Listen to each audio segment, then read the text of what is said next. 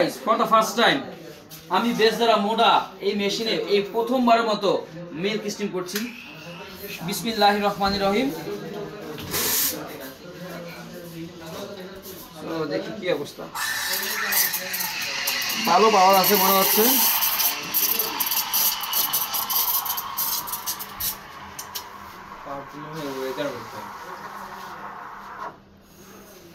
সবসময় মিল্ক ফ্রোথিং করার পরে মাস্ট বি আগে আপনার স্টিম ওয়ান পরিষ্কার করবেন ডিজাইন করার শুরুতে। আবার জানাবে সি হর্স।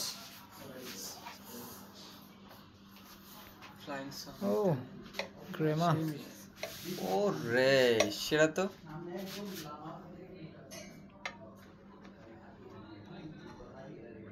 পারবো সাগর? কেন নয়, কেন অবশ্যই পারবেন।